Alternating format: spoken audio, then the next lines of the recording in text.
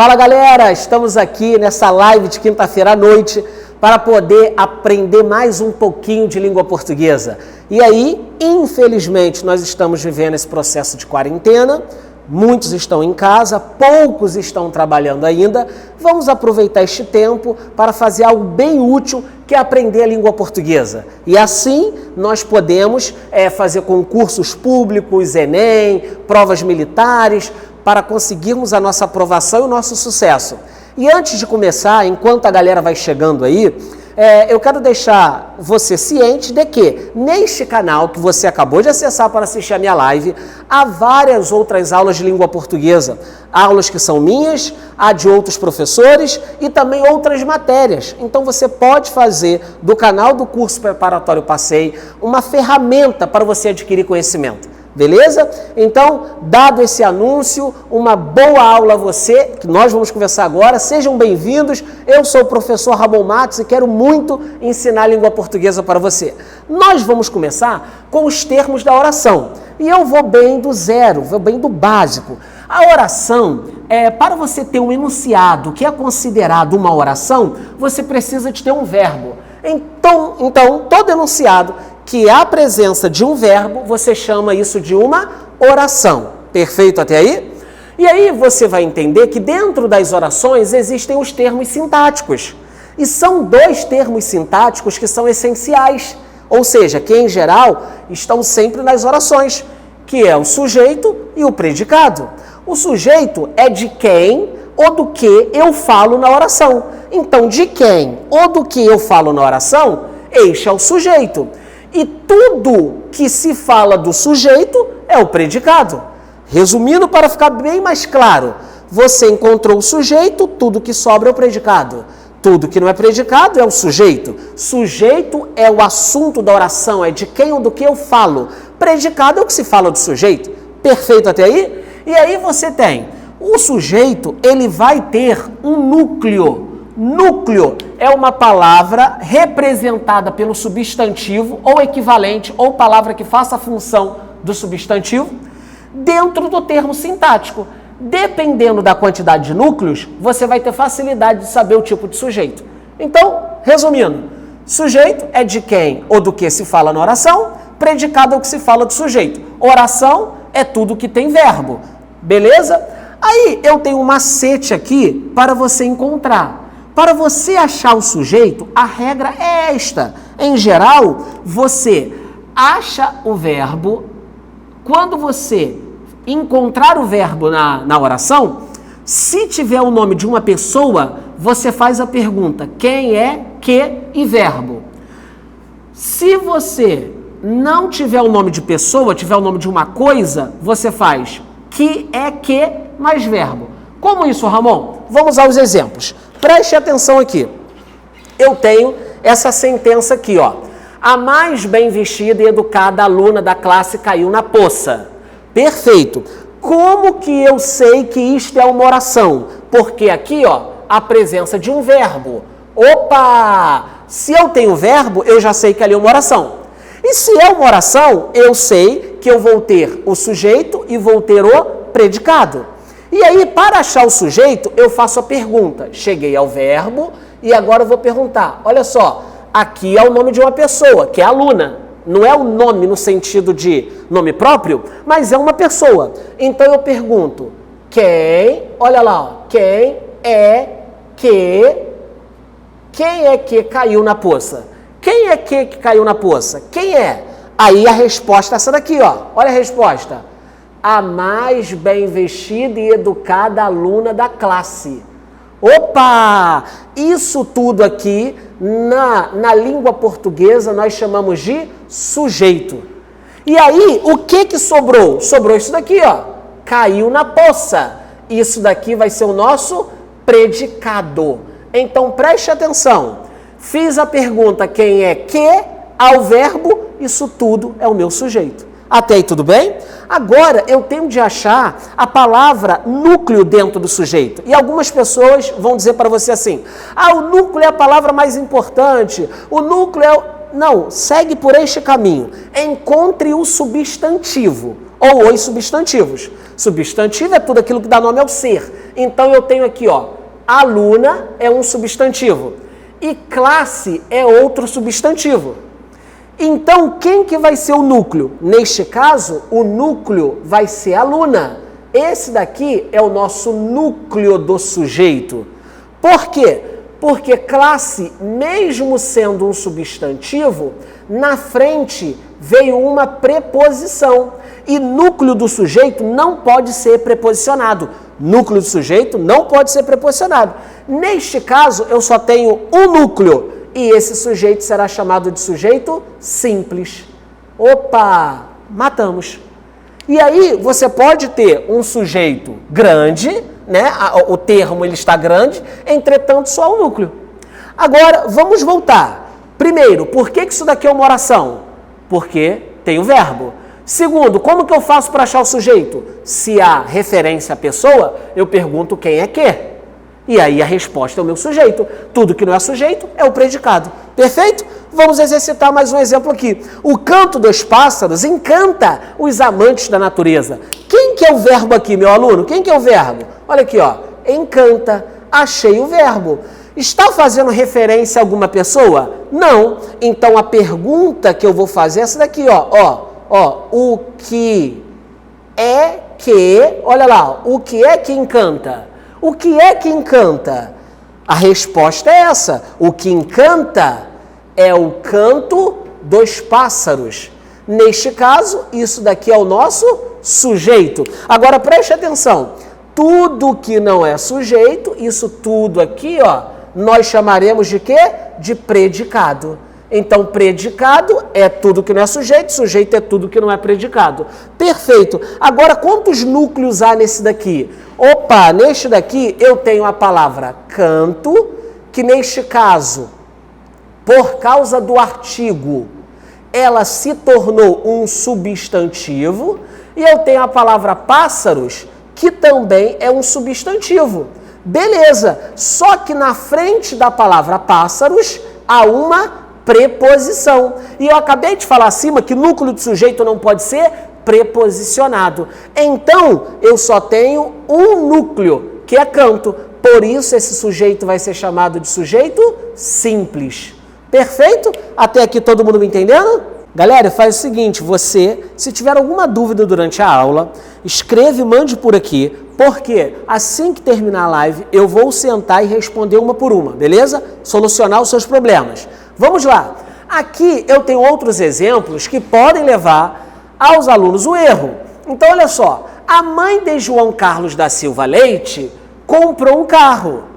O mesmo caminho que eu coloquei ao lado. Você primeiro tem de achar o verbo. O verbo aqui é o comprou. E aí você pergunta, quem que comprou um carro? Quem é que comprou um carro? A resposta é essa daqui, ó. A mãe de João Carlos da Silva Leite. Observe aqui que eu tenho apenas um núcleo. Quem que é o núcleo? É este daqui, ó, a palavra mãe. A palavra mãe aqui é o núcleo de sujeito. Por quê? João Carlos da Silva Leite é uma pessoa que vem iniciado por uma preposição que não pode fazer o papel de núcleo de sujeito. Então, na verdade, eu só tenho a mãe como núcleo. E aí eu tenho aqui um sujeito, só que neste caso um sujeito simples. Beleza? Eu não vou me ater mais ao predicado, porque você sabe que tudo que não é sujeito é predicado e nós teremos uma aula de predicado. Agora, olha esse exemplo abaixo. A mãe de João, de Carlos, do Silva e do Leite comprou um carro. Muitas pessoas vão pensar que ali se trata de um sujeito composto, entretanto não é. Você tem de ter muita atenção. Faça o processo novamente. Quem é que comprou um carro? Quem é que comprou o carro? Olha aqui, ó. Achei o verbo, faço a pergunta quem é que, e a resposta que o verbo me dá é essa daqui, ó. A mãe de João Carlos, a mãe de João, de Carlos, do Silva e do Leite. Isso tudo aqui é o meu sujeito. Entretanto, eu só posso, neste caso, ter um núcleo. Por que, Ramon? Aqui, ó. Porque, neste caso, é o único substantivo que não vem preposicionado. Aqui, ó, há uma preposição, aqui há uma preposição, aqui há uma preposição, aqui há uma preposição, e núcleo do sujeito não pode ser preposicionado. Então, eu tenho apenas um núcleo. Então, eu chamo isso de sujeito simples. Beleza? Olha agora este outro caso. A mãe do João, o Carlos, o Silva e o Leite compraram um carro. Primeiro passo, meu aluno, o que eu tenho de fazer? Achar o verbo. Compraram. Quem é que comprou um carro? A resposta vai ser isso tudo aqui, ó. A mãe do João, o Carlos, o Silva e o Leite. Observe que nos exemplos acima, só a mãe tinha comprado o carro. Agora, eu tenho essa palavra mãe como núcleo, também tenho o Carlos como núcleo, também tenho o Silva como núcleo e também tenho o Leite como núcleo. Por que, Ramon? Porque neste caso eu não tenho preposição na frente, a não ser João.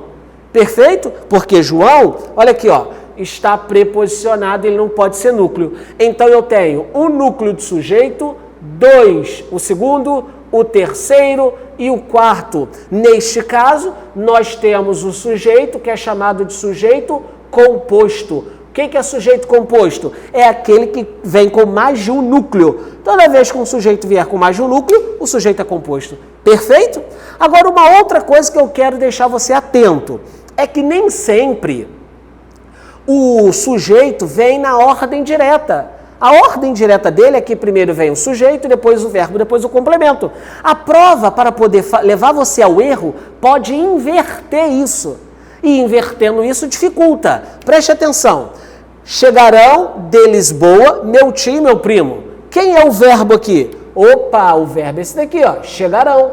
Aí eu pergunto, quem é que chegarão? Quem é? Ou posso fazer até no singular. Quem é que chegará? Ali, ó, de Lisboa, hoje de Lisboa, meu tio e meu primo. Neste caso, o verbo iniciou a oração e o sujeito veio no final. E quantos núcleos eu tenho aqui? Eu tenho a palavra tio, porque é um substantivo sem preposição, e eu tenho a palavra primo, que é um substantivo sem preposição. Por este motivo, eu tenho aqui um sujeito que é classificado como composto. Perfeito, galera? Tudo bem até aí? Vamos seguir. Galera, agora nós chegamos a um sujeito que muitos alunos só conhecem ou só conheceram por este nome aqui, ó, sujeito oculto. Só que há vários sinônimos. Ele pode ser chamado de sujeito desinencial, sujeito oculto, sujeito subentendido, sujeito elíptico, sujeito implícito. Então, a prova pode cobrar você todos esses nomes se referindo ao mesmo conceito. Agora, outra coisa que você tem que ter em mente, para quem quer conhecer um pouco mais de língua portuguesa, esses nomes são nomes secundários, porque a língua portuguesa, de fato, não considera esses nomes, são nomes usados para as provas de concursos, são nomes que caíram na graça do povo. Entretanto, esse sujeito, para uma gramática mais rígida, é chamado de sujeito simples, porque só há um núcleo. Só que nas provas de concurso, eles usam esses nomes que são secundários, beleza? Vale a pena salientar isso. Como e quando eu vou achar um sujeito que nós chamaremos de oculto, desinencial, subentendido, elíptico ou implícito? Preste atenção. Este sujeito é quando não está escrito, mas você consegue identificar. Ele não está escrito, mas por causa da desinência verbal você consegue identificar. Como? Vamos lá. Estou estudando. Verbo, olha aqui, ó. Estou. Primeiro já faz sentido pra gente. Quem que está estudando? Você colocaria o tu? Jamais fala assim, tu estou estudando? O que você faria? Você colocaria aqui quem que na frente? O eu. Eu estou estudando. Só que observe que esse eu não estava escrito, ele estava subentendido. Sujeito desinencial oculto e segue os outros sinônimos. Seguem os outros sinônimos. Estás bem. Quem que estás bem? Olha lá o que você vai falar. Tu estás bem? Está em casa. Quem que está em casa? Observe que um por um eu vou ao verbo e pergunto, quem é que está em casa? Quem é? É o ele. Olha lá, ou pode ser também o ela. Não está escrito, mas facilmente é identificado. Estamos estudando muito. Quem que está estudando muito? Olha lá, ó. Nós. Opa, sujeito oculto, desinencial. Estais limpos pela palavra. Quem que estais limpo pela palavra? Vós. Opa, então aqui eu já criei um outro macete para você. Preste atenção. Todas as vezes que os pronomes eu, tu, ele, nós, vós vierem subentendidos, você tem sujeito desinencial, oculto, subentendido, elíptico ou implícito. Pegou? Todas as vezes que os pronomes eu, tu, ele, nós, vós vierem subentendidos, sujeito desinencial. Entretanto, olha agora para mim. Se o pronome estiver escrito, o sujeito é simples. Exemplo, estudo. Quem que estuda? Eu, sujeito simples. Eu estudo, tu brincas. Quem que brincas? Tu, sujeito simples. Porque aqui eu tenho duas orações. Então, os pronomes eu, tu, ele, nós, vós, subentendidos, desinencial. Escritos, simples. Beleza? Agora, não sei se você percebeu que eu destaquei o eles. Eu não coloquei o eles aqui, porque o eles tem uma classificação a mais. Qual? Ele pode ser simples, desinencial ou indeterminado. O que esses caras aqui são só desinenciais ou simples, quando estiverem escritos. Beleza? Agora, preste atenção aqui. Quando eles vai ser simples? Quando estiver escrito, somente. Então, por exemplo, eles não estão em casa. Olha aqui, ó. Quem é que não está em casa? Eles. Então, neste caso aqui, sujeito simples. Ele está escrito. Perfeito. Agora, preste atenção. Falaram mal de você. Falaram mal de você. Quem que é o verbo? Olha aqui, ó. Falaram. Quem que falou mal de você? Quem que falou? Olha que vai dar o pronome eles. Opa, para. Esse eles aqui, revela a pessoa que faz ação? Não. Esse eles aqui mostra uma indeterminação do sujeito. Você não sabe quem é ou não quiseram revelar quem é.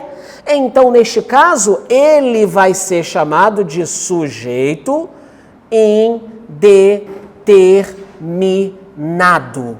Opa, e quando que vai aparecer o sujeito indeterminado? O sujeito indeterminado é quando o verbo estiver na terceira pessoa do plural e, neste caso, o pronome não fizer referência a ninguém anteriormente no texto. Ele não faz referência a ninguém anteriormente no texto. Beleza? Olhe agora como que o eles vai ser desinencial. Preste atenção. João e Maria acordaram, não se levantaram, porém. Observe uma coisa. Quantos verbos eu tenho aqui? Eu tenho dois. O primeiro é acordaram, o segundo é levantaram. Eu estou dentro de um período composto. Então eu pergunto, quem? Quem que acordou? Opa, a resposta vai ser essa daqui, ó. João e Maria. Neste caso, João, núcleo de sujeito, Maria, núcleo de sujeito. Aqui eu tenho um sujeito composto. Perfeito? Agora, eu pergunto, antes, para você entender, a minha oração, a número 1, começa e termina aqui, a oração de número 2 começa e termina aqui. Perfeito? Aí eu pergunto, quem que não se levantou? João e Maria. Mas João e Maria, eles estão na oração de número 1. Eu vou ter de colocar aqui um pronome. Eles. Esse eles está se referindo a quem? João e Maria, que foram os agentes da ação. Então, esse camarada aqui faz referência. Ele não está escrito, mas tem um referente. Então, neste caso, você vai chamar de sujeito desinencial. Beleza? Conseguiram compreender a diferença do eles indeterminado e do eles desinencial? Qualquer coisa, só mandar dúvida aqui. Galera, só para ratificar este conceito, eu coloquei mais 2 exemplos para não criar confusão na sua cabeça com eles. Então vamos lá. Olha aqui. apagaram o quadro. Eu chego ao verbo e pergunto, quem é que apagou o quadro? Quem é que apagou o quadro? A resposta, aqui ó, é o pronome eles. Entretanto, o pronome eles não estava escrito, estava subentendido e não faz referência a ninguém. No texto, não tem o ser que faz a ação. Expresso. Neste caso, eu vou chamar isso daqui de sujeito indeterminado. Perfeito até aí? Agora olha a sentença abaixo. Os alunos estiveram aqui e apagaram o quadro. Quantos verbos eu tenho? Eu tenho 2. Olha aqui, ó. Estiveram e apagaram. Observe que aqui é a minha primeira oração e aqui é a minha segunda oração. Vamos lá. Eu pergunto, quem é que esteve aqui? Quem é que esteve aqui? Olha, os alunos. Sujeito simples. Núcleo do sujeito aqui, ó, alunos. Agora eu venho para cá e pergunto, olha só, quem apagou o quadro? Quem apagou? Nós sabemos que são os alunos. Entretanto, os alunos, aqui ó, está na primeira oração. Na segunda oração, eu tenho o recurso de colocar um pronome que faz referência ao agente. Neste caso, esse daqui vai ser um sujeito desinencial. Em geral, para o eles ser um sujeito desinencial, ele precisa estar num período composto, ele precisa ter alguém para fazer referência. Perfeito? Para ser sujeito indeterminado, o eles só não ter ninguém se referindo, fazendo menção antes do eles. Tudo bem? Galera, agora caminhando para o final da aula, nós vamos falar sobre o sujeito inexistente, também chamado de oração sem sujeito. Só que antes de começar a explicar, eu quero dizer a você que no sujeito indeterminado, eu não falei do sujeito que tem a partícula C, que é o PIS, porque envolve outros assuntos. Então, vai quebrar o raciocínio da aula, vai prejudicar a compreensão de muitos alunos. Então, eu vou seguir um raciocínio simples, básico, que eu estou fortalecendo o seu conhecimento para aplicar coisas mais complicadas.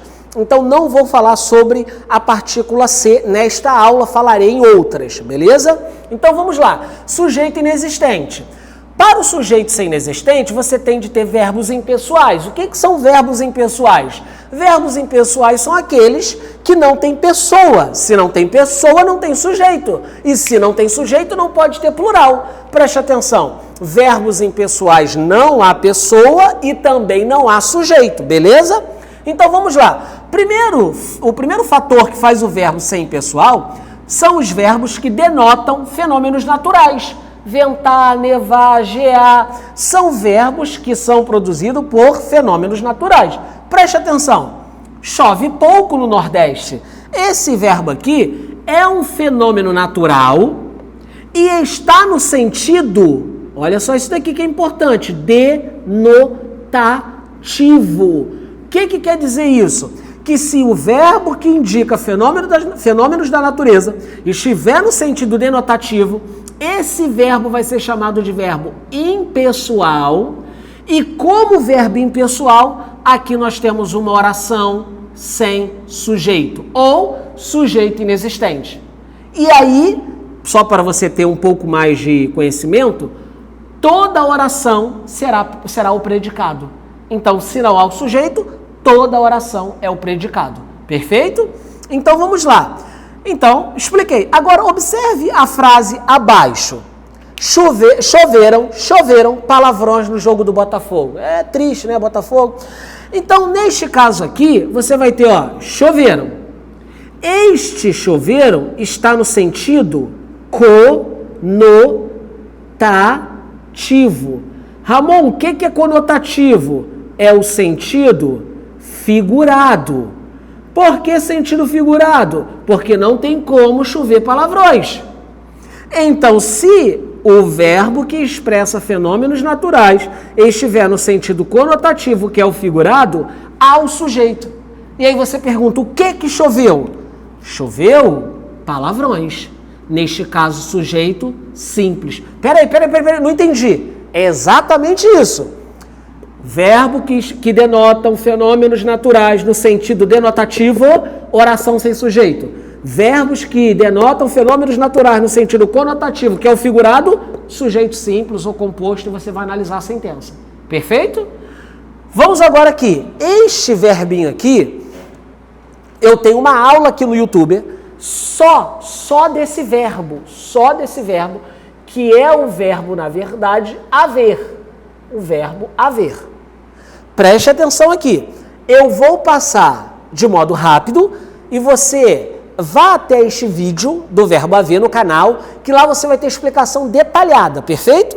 Vamos lá. O verbo haver, quando for sinônimo do verbo existir, ou seja, quando ele puder ser trocado pelo verbo existir, esse verbo haver vai ser um verbo impessoal e como impessoal você vai ter uma oração sem sujeito. Perfeito? Também o verbo haver quando indicar tempo decorrido. Vamos ver agora os exemplos. Preste atenção aqui. Há bons alunos. Veja se esse verbo pode ser trocado pelo verbo existir. E eu escrever, existem bons alunos aqui. Eu vou até apagar o aqui para ficar igual. Existem bons alunos e há bons alunos. Você observou que este verbo tem o mesmo valor semântico que este outro. Perfeito? Por isso, este verbo aqui vai ser chamado de impessoal. E o verbo impessoal, ele gera uma oração sem sujeito. Perfeito? Aí, o que acontece? Esse verbo nunca poderá ir para o plural. E neste caso aqui, já o verbo existir, ele é pessoal e tem de concordar com o sujeito. Olha para cá, o que existe? Existe, no caso aqui, existem bons alunos. Sujeito simples, porque alunos é o núcleo do sujeito. Então, peraí, calma para não se perder. Verbo existir sempre vai ser pessoal. Ramon, o que você está querendo dizer? Sempre haverá sujeito. Acabou. Verbo haver com o sentido de existir é impessoal e a oração fica sem sujeito. Outro, devem haver bons alunos. Devem haver bons alunos. Escrevi aqui de novo, vou apagar. Devem haver bons alunos ou devem haver bons alunos. Qual frase aqui estaria correta? Vamos analisar? Veja se esse verbo haver pode ser trocado pelo verbo existir. Deve ou devem existir bons alunos.